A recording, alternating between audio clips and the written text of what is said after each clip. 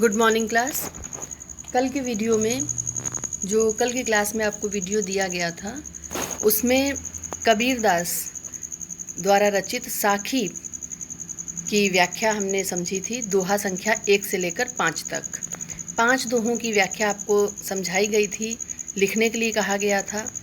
आशा है सभी को समझ में आया होगा, लिख लिया होगा। अब उसके आगे क्रमशः हम दोहा संख्या 6 से 10 तक की व्याख्या समझेंगे। जैसा कि आपको बताया जा चुका है, कबीरदास ज्ञान मार्गी शाखा के अद्वितीय कवि थे। उनके समान आज तक कोई भी ऐसा कवि नहीं हुआ जो इतनी दृढ़ता के साथ, इतने साहस के साथ अपनी बात कह सके। कम से कम भक्ति काल का तो कोई कवि ऐसा नहीं दिखाई देता है। आइए दोहा संख्या 6 देखते हैं।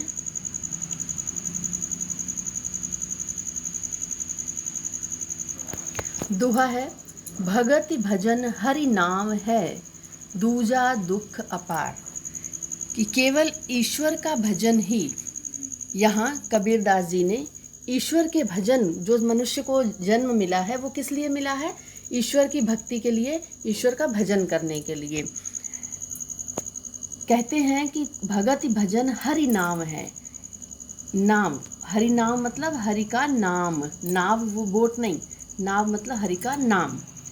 ईश्वर की भक्ति, सच्ची भक्ति क्या है? ईश्वर का नाम जपना। दूजा दुख अपार, बाकी सब क्या है? दुख का कारण है। मनसा वाचा कर्मणा कबीर सुमिरन सार। मन से, वाणी से, कर्म से, कबीरदास जी कहते हैं कि मन से, वाणी से और कर्म से परमात्मा का स्मरण करना चाहिए। यही जीवन का सुमिरन सार, यही जीवन का सार है, परम तत्व है। क्या कहते हैं कबीर? यहाँ व्याख्या लिखी हुई है कि जीव के लिए, जो मनुष्य है, जीव है, जीव के लिए परमात्मा की भक्ति और भजन करना कैसा है? हरि नाम, हरि का स्मरण एक नाव के समान है। दो अर्थ यहाँ पर, नाव, हरि का नाम एक नाव के समान है। श्लेष अलंकार भी निकल रहा है, एक ही शब्द के दो अर्थ आ रहे हैं। इसके अतिरिक्त क्या है? दूजा दुख अपार। इसके अतिरिक्त जो कुछ भी संसार में हमें दिख रहा है, जिसके प्रति हम आसक्त होते हैं, हम मोहित होते हैं, वह सब दुख का कारण है। जो चीज़ें हमें अच्छी लगती हैं, धन दौलत माया मोह, ये सब क्या है? ये सब मनुष्य की विनाश का कारण है। मनुष्य के इसी भक्ति रूपी नाव, जो नाव कौन सी? भजन और भक्ति की नाव से संसार रूपी दुख, जो सांसारिक दुख रूपी सागर है, उसको पार किया जा सकता है। तो ये व्याख्या यहाँ पर लिखी है। इसके बाद, व्याख्या के बाद काव्यगत सौंदर्य लिखना होता है। काव्यगत सौंदर्य में मुख्य भाव क्या है? यहाँ ईश्वर भक्ति को संसार सागर से पार होने का तरीका बताया है। ईश्वर भक्ति को क्या बताया? जैसे नाव से सागर को पार कर सकते हैं, वैसे ही ईश्वर भक्ति से इस संसार से मोक्ष पा सकते हैं, मुक्ति पा सकते हैं। भाषा सदुक्कड़ी है, शैली उपदेशात्मक मुक्तक है, छंद दोहा, रस शांत, अलंकार रूपक है। किसमें? भगति भजन, भजन रूपी नाव, इसलिए रूपक अलंकार। अनुप्रास भी है। गोस्वामी तुलसी, भाव साम्य दिया। भाव साम्य मतलब किसी दूसरे कवि की वही पंक्तियाँ जो इसी अर्थ को प्रकट करती हों। जो अर्थ कबीरदास जी के दोहे का है, वही अर्थ तुलसीदास जी ने क्या कहा? देह धरे कर यहु फल भाई, भजिए राम सब काम विहाई। कि देह धरे, मनुष्य जीवन मिला है, ये शरीर मिला है, इस शरीर का बस इतना उपयोग करो कि सब काम छोड़कर सीताराम का भजन करो। तुलसीदास जी ने भी यही कहा है। अगले दोहे की व्याख्या समझ लेते हैं।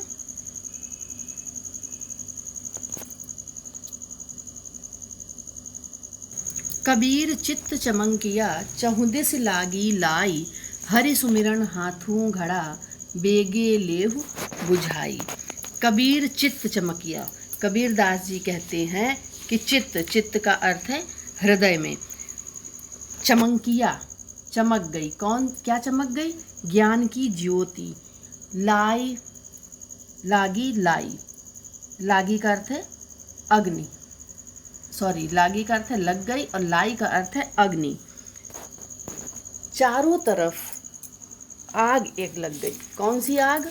विषय वासनाओं की। विषय वासनाएं क्या होती हैं? काम, क्रोध, लोभ, मोह, माया, ये सब संसार में विषय वासनाएं कही जाती हैं। तो कबीरदास जी ने यहाँ पर क्या बताया है इस दोहे में? इस दोहे में विषय वासनाओं रूपी अग्नि, विषय वासनाएं रूपी जो अग्नि है वो कैसे शांत होती हैं? ईश्वर के नाम स्मरण से शांत हो सकती हैं, दूसरा कोई उपाय नहीं है। व्याख्या समझ लेते हैं। कबीरदास जी कहते हैं कि इस संसार में चारों दिशा, चारों तरफ विषय वासनाओं की आग लगी हुई है और मेरा मन भी उस आग में जल रहा है अथवा झुलस रहा है। या फिर ये कहा जाए कि मेरे मन में भी विषय वासनाएं उमड़ रही हैं। अपने मन को अपने आप से बात करते हुए, अपने आप को संबोधित करते हुए कबीरदास जी कहते हैं कि हे मन, तुम्हारे हाथ में हरि सुमिरन हाथों घड़ा, तुम्हारे हाथ में ईश्वर का स्मरण रूपी जल का घड़ा है। तो तुम शीघ्र ही, बेगे का अर्थ है शीघ्र, जल्दी ही, शीघ्र ही विषय वासनाओं की आग को इस ईश्वर के स्मरण से, ईश्वर के स्मरण रूपी घड़े से बुझा लो। रूपी आया, रूपक अलंकार भी है। शीघ्र इनसे छुटकारा पा सकते हो तुम। कबीर चित्त चमकिया चहुँ दिस लागी लाई। कबीरदास जी क्या, फिर से एक बार सुन लीजिए। कबीरदास जी कहते हैं कि इस संसार में चारों तरफ विषय वासनाओं की आग लगी हुई दिखाई देती है और चित्त चमकिया, मेरे हृदय में भी वही आग जल रही है, मेरा मन भी उसी आग में जल रहा है। या फिर ये कहें कि मेरे मन में भी विषय वासनाएं उमड़ रही हैं और इससे बचने का केवल एक उपाय है, वो है ईश्वर का स्मरण। तो हे मन, ईश्वर के स्मरण से इस आग को शांत कर लो। इसमें काव्यगत सौंदर्य देखते हैं। ये व्याख्या इसकी लिखी हुई है यहाँ पर, कबीर चित्त डैश बुझाई। संदर्भ, उसके बाद प्रसंग, फिर व्याख्या। काव्यगत सौंदर्य, मुख्य भाव। यहाँ कवि ने ईश्वर के वियोग में व्याकुल जीवात्मा का मार्मिक चित्रण किया है। जीवात्मा क्या है? परमात्मा का एक अंश है जो ईश्वर से अलग होकर, इसीलिए वियोग में कहा है। वियोग का अर्थ होता है अलग होकर, दुखी होना। वियोग में व्याकुल जीवात्मा का मार्मिक चित्रण किया है। इसमें कवि की रहस्यवादी भावना दृष्टिगोचर होती है, अर्थात दिखाई देती है। रहस्यवादी भावना, वो संसार के माध्यम से इस जीव को, मनुष्य को समझाना चाहता है कि ये संसार क्या है, केवल क्षण भर के लिए, ये यहाँ तुम्हें हमेशा नहीं रहना है, तुम्हें वापस अपने परमात्मा के पास जाना है। तो यही भावना यहाँ पर दिखाई देती है। भाषा सदुक्कड़ी, शैली मुक्तक, छंद दोहा, रस शांत, अलंकार पुनरुक्ति प्रकाश, अनुप्रास। इसके बाद गुण प्रसाद, शब्द शक्ति अभिधा और लक्षणा। ठीक है, अगला दोहा देखते हैं। झूठे सुख को सुख कहें, मानत हैं मन मोद। क्या कहते हैं कबीरदास जी? कि इस संसार में जो हमें सुख दिखाई देता, जिसे हम सुख समझते हैं, वास्तव में वो सुख नहीं है। वो क्या है? वो केवल एक भुलावा है, एक छलावा है, छल है, जिसे मनुष्य ऊंचे ऊंचे घर को या फिर गाड़ी, बंगला, पैसा, ये सब क्या है? ये जो सांसारिक सुख हैं, ये केवल दुख का कारण है। इनके पीछे व्यक्ति भागता रहता है। कबीरदास जी कहते हैं कि इस संसार में मनुष्य झूठे सुख को, जो झूठा है, उसे सुख मानता है और उसी को पाकर मन में प्रसन्न होता है। मनमोद का अर्थ है मन में प्रसन्न होता है। जबकि जानते हुए भी मनुष्य ये नहीं समझ पाता कि जगत चबैना काल का। चबैना का अर्थ है नाश्ता या चबेना, चबाने वाली चीज़ें जैसे चना आदि। कि ये संसार, जगत का अर्थ है संसार, ये संसार काल के लिए चबेना है केवल। जिसे काल, काल का अर्थ है समय, समय के लिए ये संसार क्या है? चबेना है। समय किसी को नहीं छोड़ता। कुछ मुख में, कुछ को वो मुख में दबा रखा है, उसने चबा रहा है, और कुछ गोद में चबाने के लिए छोड़ा हुआ है। अर्थात ये संसार नश्वर है, समय के हाथों ये नष्ट हो जाएगा। केवल ईश्वर ही है, ईश्वर का भजन ही केवल शाश्वत है। शाश्वत का अर्थ है हमेशा रहने वाला। बाकी सब कुछ क्या है? बाकी सब नश्वर है, नष्ट हो जाएगा, कुछ भी नहीं बचेगा। काव्यगत सौंदर्य में क्या लिखेंगे? मुख्य भाव यहाँ संसार की नश्वरता का वर्णन किया गया है।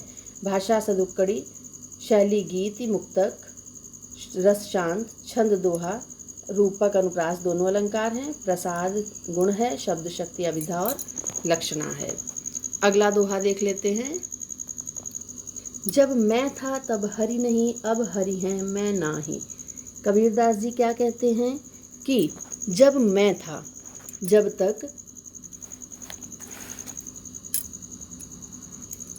तक मन में मैं की भावना थी अर्थात अहंकार था, तब तक हरि। इससे पहले भी इसी तरह का दोहा हम पढ़ चुके हैं, दोहा दूसरा या तीसरा था ऊपर से। कबीरदास जी कहते हैं कि जब तक मैं की भावना थी, अहंकार की भावना थी, तब तक मुझे ईश्वर के दर्शन नहीं हुए। अब हरि है मैं नाही। और किंतु जब मुझे ईश्वर ने दर्शन दिए, ईश्वर से मेरा साक्षात्कार हुआ, तो अहंकार बिल्कुल ही नष्ट हो गया। मैं नहीं बचा, अर्थात अहंकार नष्ट हो गया। सब अंधियारा मिट गया, जब दीपक देखा माही।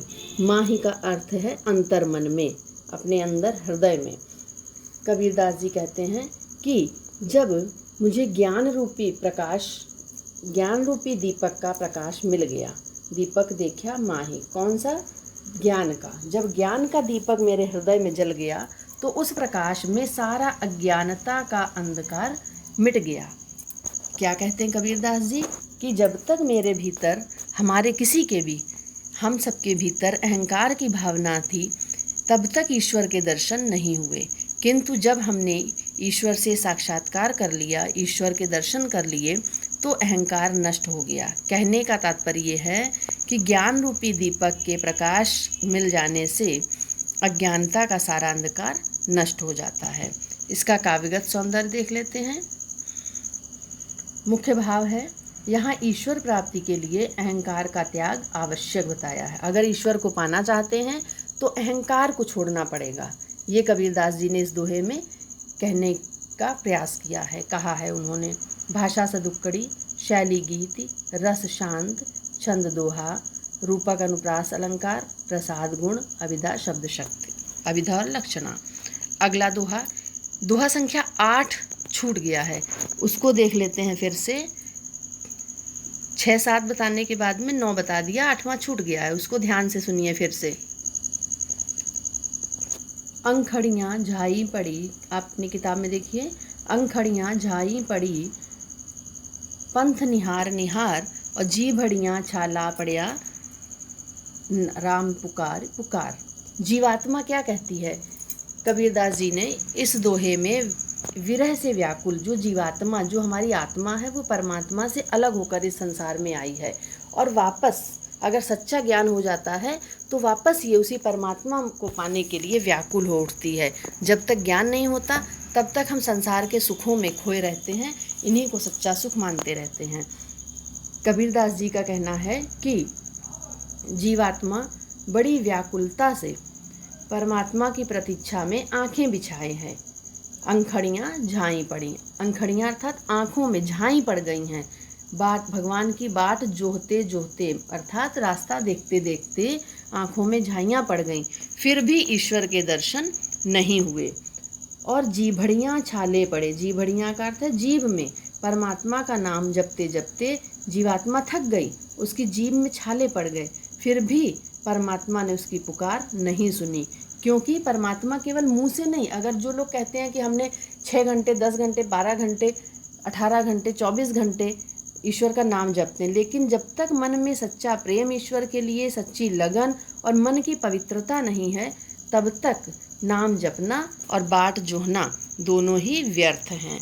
क्योंकि ईश्वर दिखावा नहीं, कबीरदास जी ने आडंबरों का विरोध किया है, इसीलिए कबीरदास जी ये दोहा कहते हैं कि ईश्वर दिखावा नहीं चाहता, ईश्वर केवल आपसे सच्ची लगन, सच्चा प्रेम, सच्ची भक्ति चाहता है। और जब तक मन की पवित्रता नहीं है तब तक ईश्वर किसी भी हाल में नहीं मिल सकता। इस दोहे के बाद में ये इसका काव्यगत सौंदर्य, इसमें भी वही है ईश्वर के वियोग में व्याकुल जीवात्मा का मार्मिक चित्रण किया गया है। अगला दोहा, कबीर कहा गरब यो। दोहा नंबर 11 में 10 तक हमने पढ़ लिया है, उसके बाद 11 देखिए। कबीर कहा गरब यो ऊंचे देख आवास। कबीर दास जी कहते हैं कि ये उन लोगों के लिए कहा गया है जो अपने धन दौलत पर, ऊंचे ऊंचे महलों पर, ऊंची ऊंची इमारतों पर घमंड करते हैं। कबीर दास जी ने उन्हें संसार की नश्वरता की ओर ध्यान उनका आकर्षित करते हुए कहा है कि हम जो उच्च स्थान आपको, ऊंची बिल्डिंग या ऊंचा पद आपको मिल गया है, उस पर गर्व नहीं करना चाहिए। क्या कहते कबीरदास जी?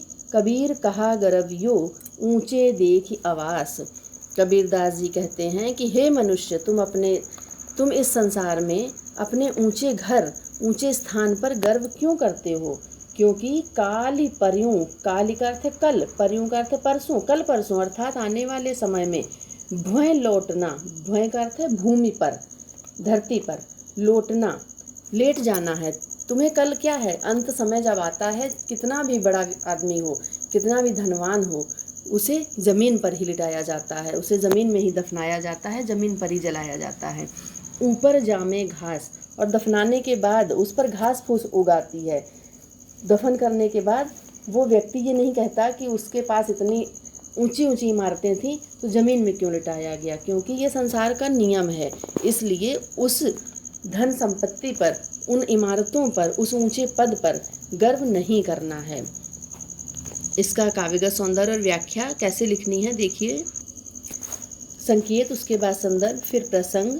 प्रसंग में क्या बताया है? इस साखी में कबीर ने संसार की नश्वरता की ओर ध्यान आकृष्ट कराते हुए कहा है कि अपने को उच्च स्थान पर पाकर गर्व नहीं करना चाहिए।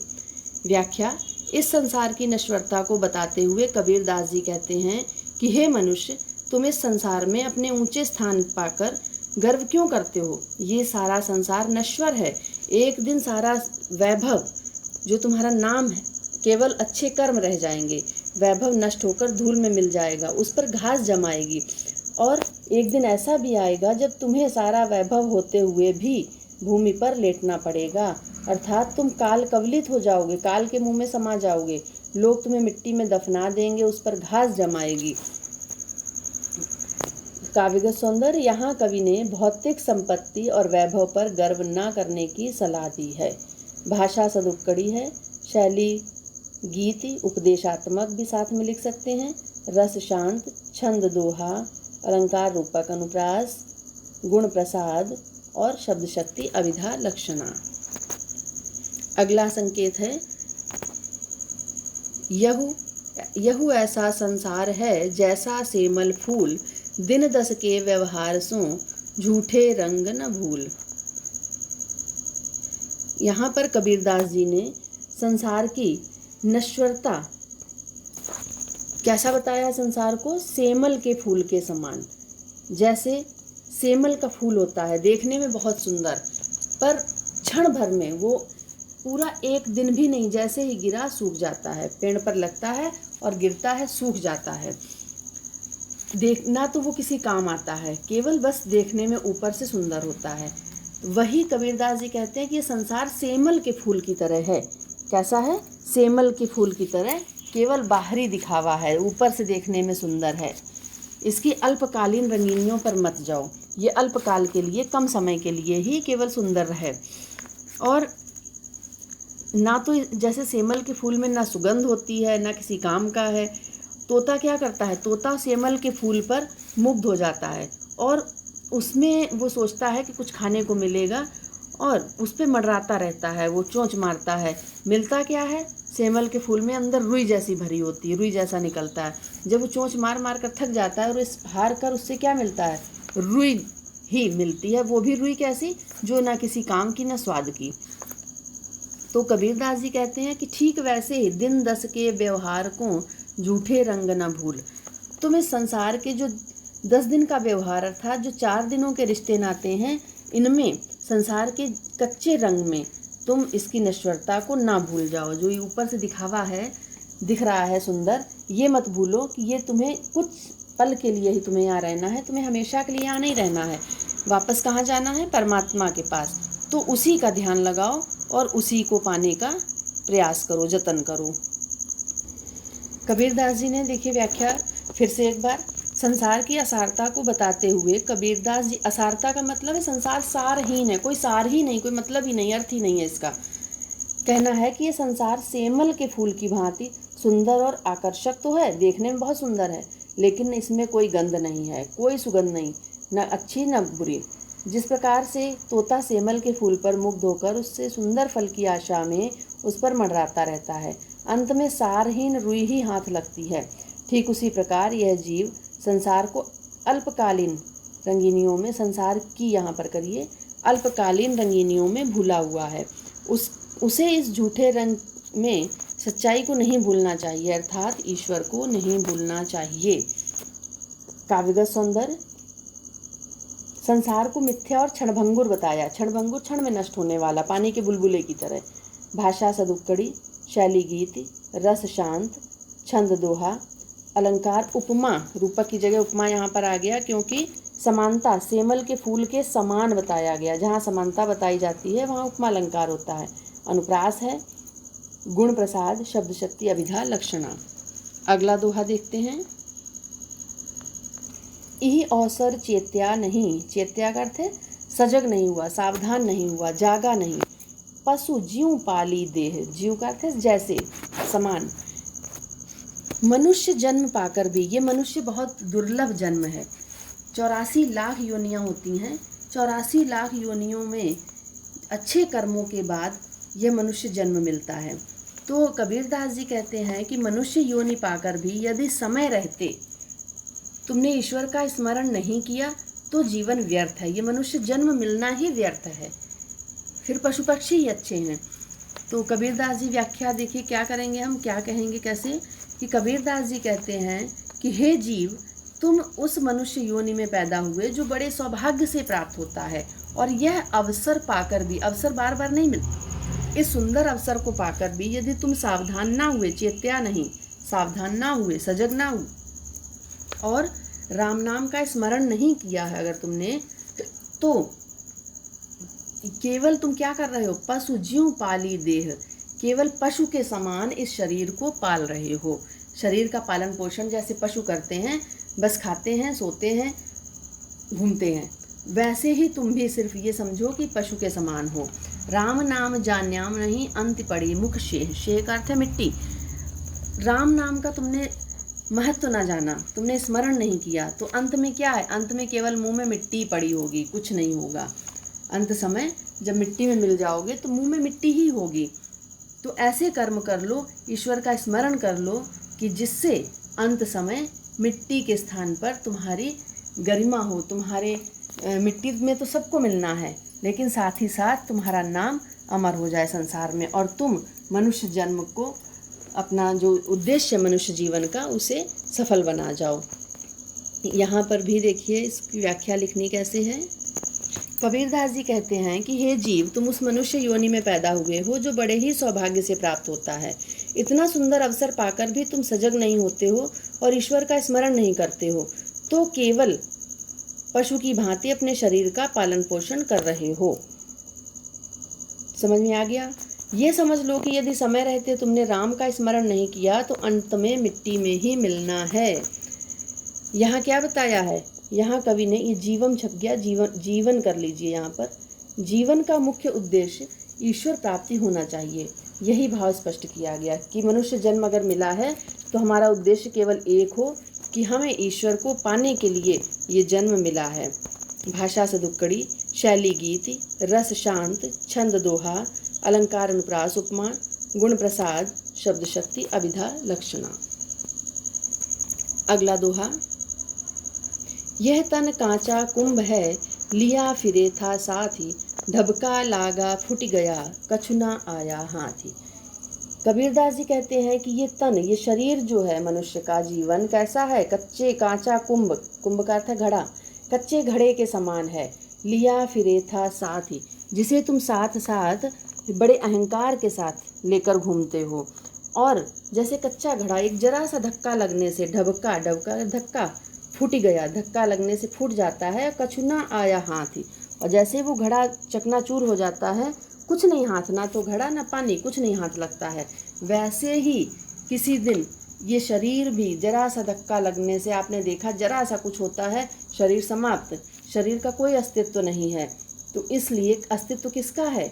जो आपने कर्म किए हैं, जो आपने ईश्वर के प्रति भक्ति की है, उसका अस्तित्व रहेगा। इसलिए शरीर की नश्वरता को समझो और भजन करो, ये कबीरदास जी यहाँ पर कहना चाहते हैं। ये व्याख्या दी हुई है, इसका काव्यगत सौंदर्य ये है। शरीर की नश्वरता को स्पष्ट किया गया। क्या बताया गया? शरीर नश्वर है। भाषा वही है, शैली, रस, छंद, अलंकार, रूपक, अनुप्रास है, गुण प्रसाद, शब्द शक्ति, अभिधा, लक्षणा। अगला दोहा, कबीर कहा गरबियो देही देख सुरंग। सुरंग का अर्थ है सुंदर रंग रूप वाली। कबीरदास जी कहते हैं, ये उन लोगों के लिए कहा गया जो अपने शरीर की सुंदरता पर घमंड करते हैं। तो क्या कहते हैं कबीरदास जी कि सुंदर शरीर पाकर इस सुंदरता पर इतना घमंड क्यों करते हो? तुम्हारा घमंड क्या है? ये व्यर्थ है, बेकार है घमंड करना, क्योंकि मरने के बाद ये शरीर वापस तुम्हें नहीं मिलेगा। अभी चाहे जितना इसको सजा लो, संवार लो, शरीर को साफ रखने से, सजाने से कोई अर्थ नहीं, कोई फायदा नहीं है।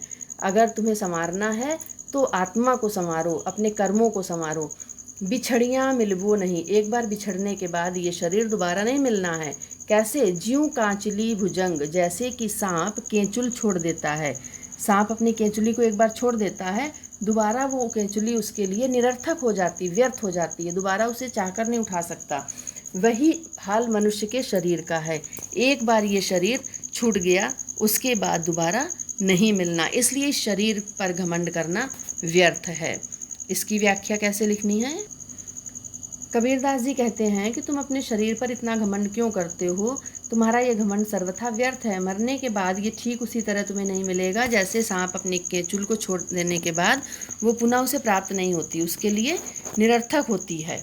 मुख्य भाव यहाँ मनुष्य के शरीर को सांप की केंचुली के समान बताया गया है।